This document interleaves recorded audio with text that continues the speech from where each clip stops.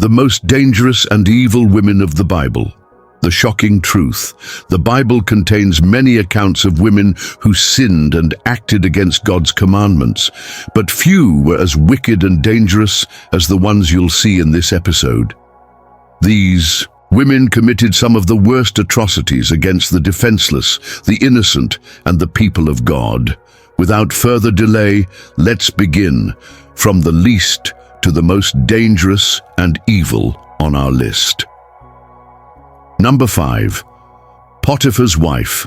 Potiphar's wife lived in ancient Egypt during the time when Joseph, one of Jacob's sons, had been sold into slavery by his jealous brothers. Joseph was bought by Potiphar, a high-ranking officer of Pharaoh and captain of the guard. Recognizing Joseph's administrative abilities and God's favor on him, Potiphar entrusted him with the management of his household.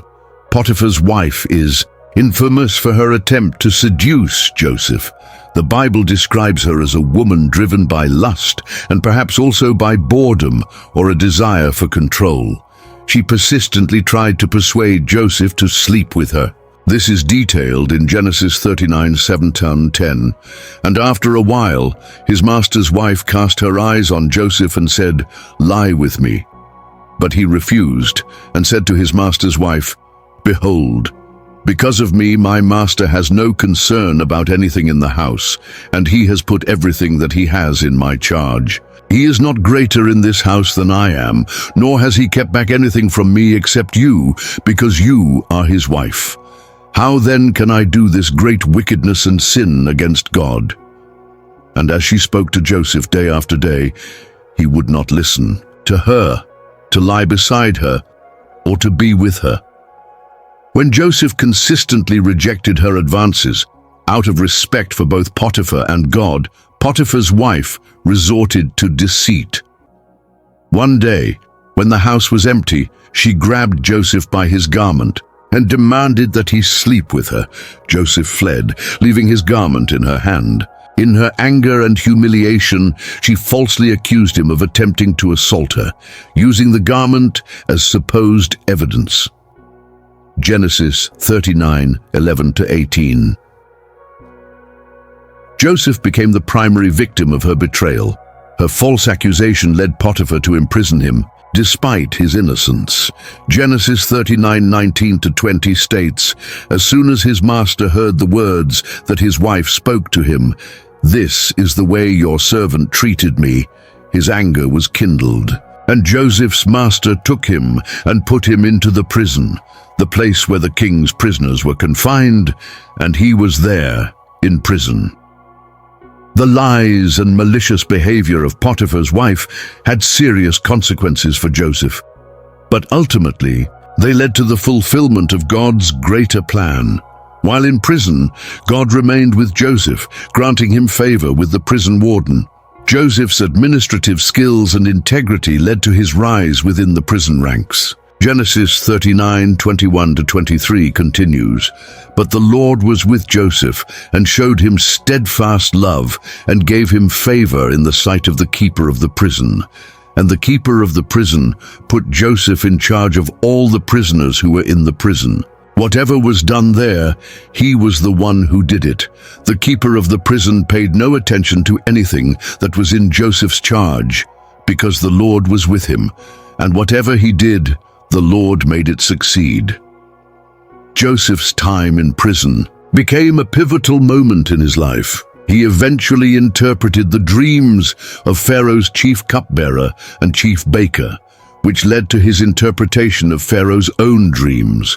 This resulted in his rise to power as the second most powerful man in Egypt, overseeing preparations for an upcoming famine. Genesis 41. In the end, the evil actions of Potiphar's wife inadvertently set the stage for Joseph's rise and the salvation of many people, including his own family, during the severe famine. While she faced no recorded earthly punishment, God's divine plan prevailed, showing that he can turn even the most malicious intentions into opportunities for his purpose and glory. Number 4. Delilah. Many people commit evil, but few revel. in it and profit from it like Delilah did. Delilah's story unfolds during the turbulent time of the Judges, a period when Israel was frequently in conflict with neighboring peoples, including the Philistines. Delilah lived in the valley of Sorek, a region closely associated with the Philistines who were enemies of Israel. Although her exact age is not specified in the Bible, her actions reveal her alignment with the Philistine leaders against Israel.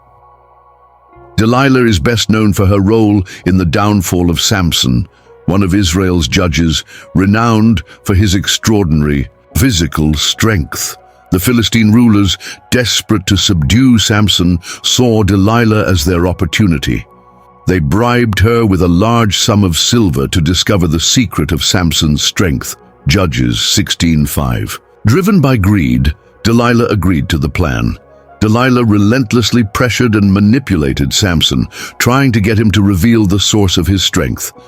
Despite several false answers, her persistence eventually wore him down.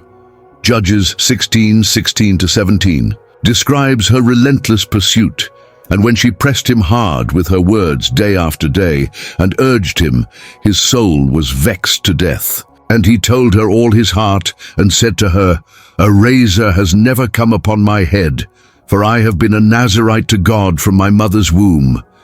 If my head is shaved, then my strength will leave me, and I shall become weak and be like any other man." After learning the truth, Delilah took full advantage of Samson's vulnerability. She lulled him to sleep in her lap and called a man to shave off the 7 locks of his hair, removing his God-given strength. Samson became a tragic victim of Delilah's betrayal. Once his hair was cut, he lost his strength. The Philistines seized the moment to capture him, gouge out his eyes, and imprison him in Gaza, where he was forced to grind grain in a prison mill. Judges 16:21. It was a complete humiliation for a judge of Israel.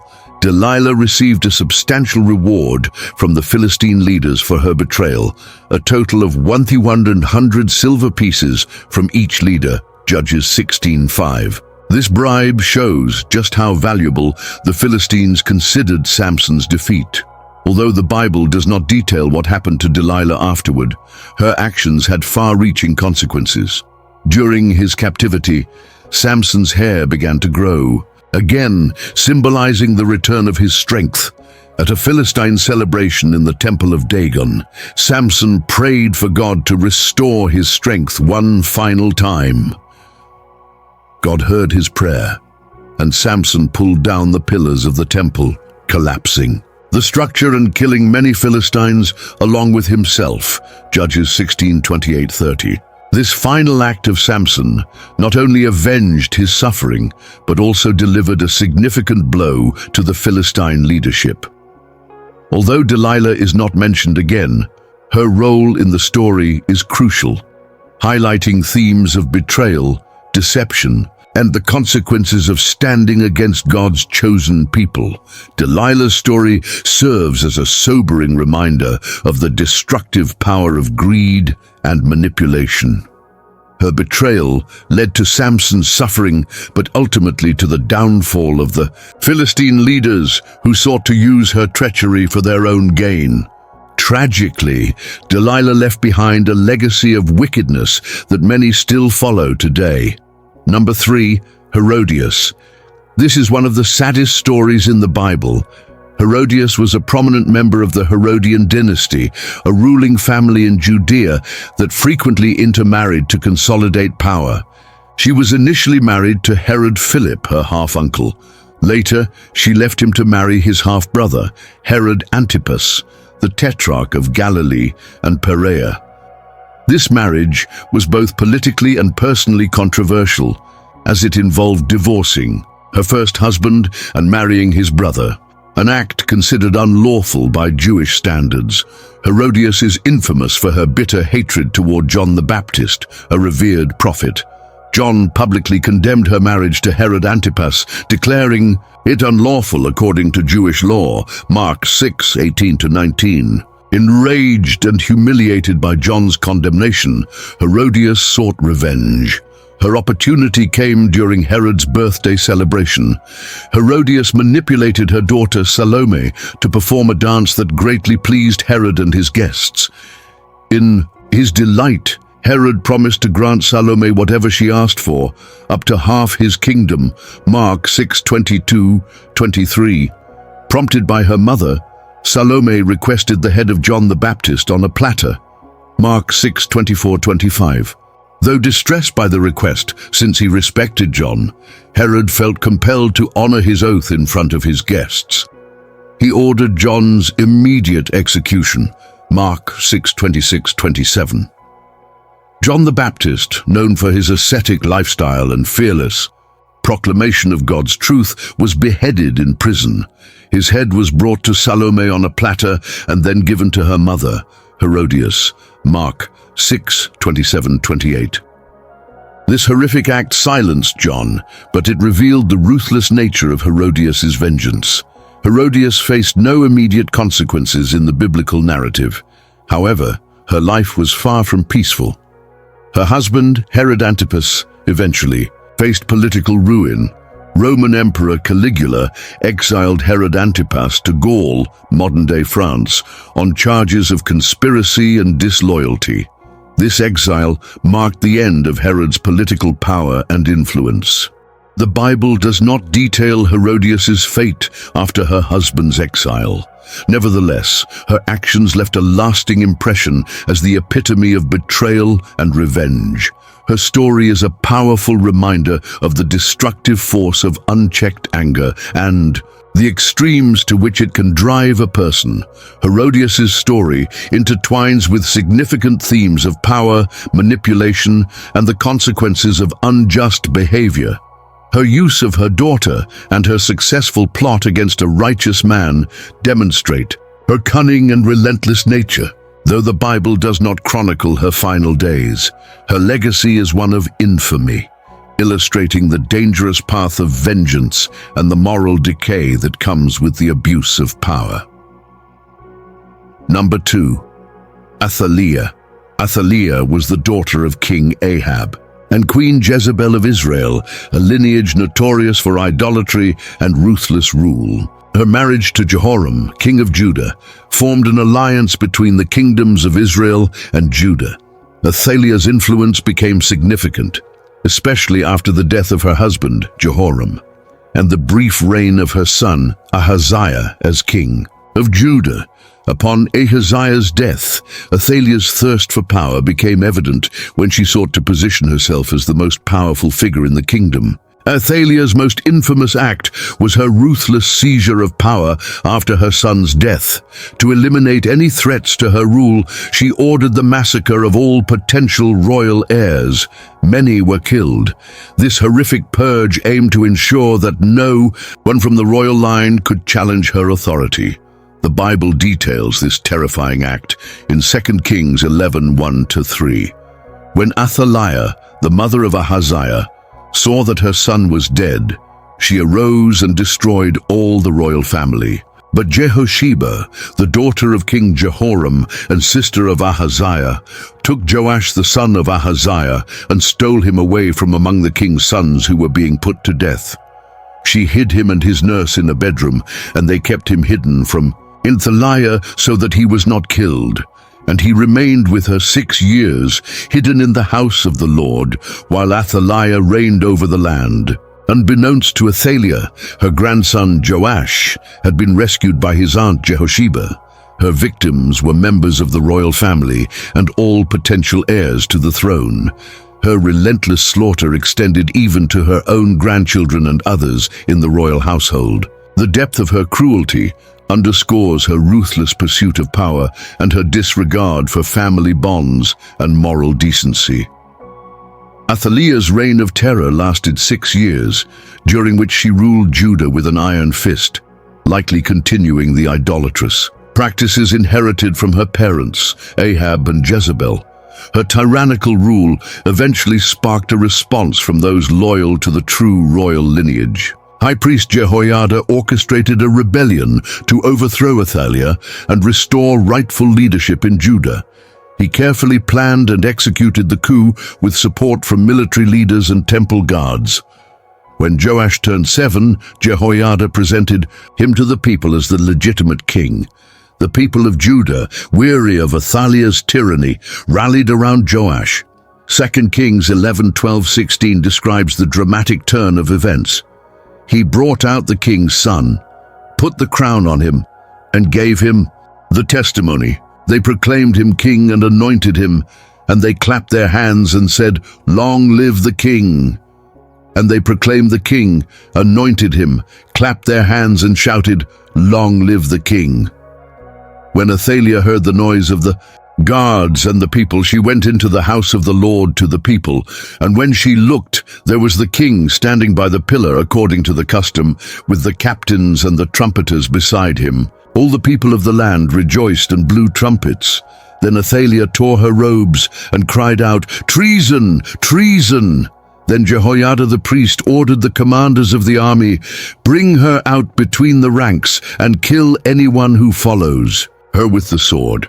For the priest had said, "Do not put her to death in the house of the Lord." So they seized her, and she was taken by the way of the horse gate to the king's palace, and there she was put to death.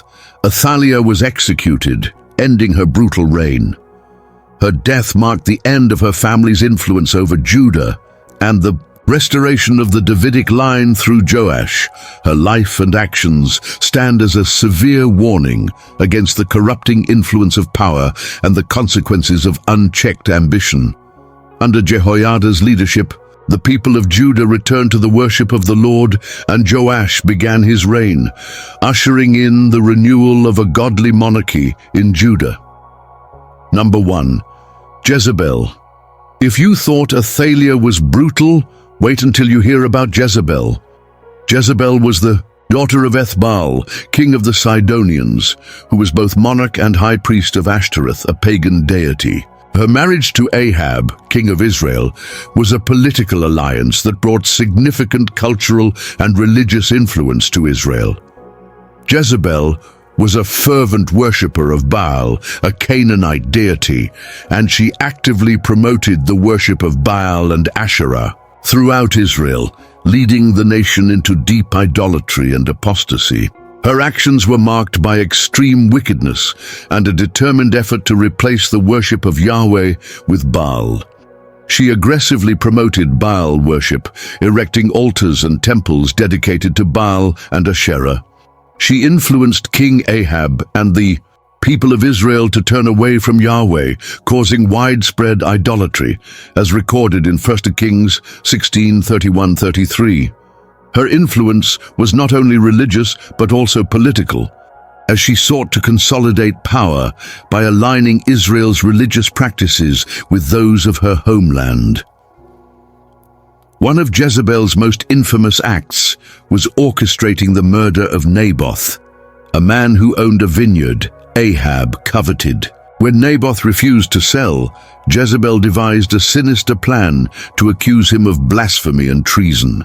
She wrote letters in Ahab's name, instructing the elders and nobles of Naboth's city to falsely accuse him. As a result, Naboth was stoned to death, and Ahab seized the vineyard. 1 Kings 21:7-16. This act showcased Jezebel's ruthlessness and her willingness to use deceit and murder to achieve her goals. During her cruel reign over Israel, one man dared to stand against Jezebel and her wicked household, the prophet Elijah. After Elijah's dramatic victory over the prophets of Baal on Mount Carmel, where he demonstrated the power of Yahweh and executed the false prophets, Jezebel was furious. She vowed to kill Elijah in retaliation, forcing him to flee for his life. 1 Kings 19:1-2. Jezebel's relentless persecution of Elijah illustrated her deep-rooted hatred for the prophets of God and her determination to silence anyone who opposed her religious agenda. She ordered the massacre of many of Yahweh's prophets, attempting to wipe out those who remained faithful to the Lord. This created a climate of fear and oppression in Israel. 1 Kings 18:4. Her actions led Obadiah, a faithful servant of the Lord, to hide 100 prophets in caves to protect them from Jezebel's wrath. Jezebel's reign of terror left a trail of innocent victims across the land of Israel. Her wicked deeds did not go unpunished. Her death was prophesied by Elijah as divine judgment for her evil. In 1 Kings 21:23, Elijah declared that dogs would devour Jezebel by the wall of Jezreel, a prophecy that highlighted the gravity of her sins and the certainty of divine retribution. Jezebel met a horrifying end when Jehu, a commander anointed by the prophet Elisha to destroy Ahab's house, came to Jezreel. In a final act of defiance, Jezebel adorned herself and mocked Jehu from a window. Jehu ordered her to be thrown down, and she was trampled by horses. Her body was left for the dogs, with only her skull, feet, and hands remaining, fulfilling Elijah's prophecy in a vivid and terrifying way. 2 Kings 9:30-37. Jezebel's legacy is one of deep wickedness and idolatry. Her name became synonymous with betrayal and immorality, serving as a warning about the consequences of leading others away from God. Her story is a sobering reminder of the destructive power of sin and the inevitability of divine justice. In conclusion, these women serve as powerful warnings about the dangers of unrestrained ambition, deceit, and idolatry. Each of their stories illustrates the grave consequences of turning away from moral integrity and faithfulness to God. Let us learn from their stories to pursue righteousness and faithfulness in our lives. By cultivating humility, integrity, and devotion to God, we can avoid the destructive paths they followed. Their lives stand as sobering reminders of the consequences of straying from God's commandments and the virtues of love, justice, and faith. Instead, let us strive to live in a way that honors God, promotes goodness, and leads to a life of fulfillment and divine favor. Thank you for watching. Please like and subscribe. God bless you. Amen.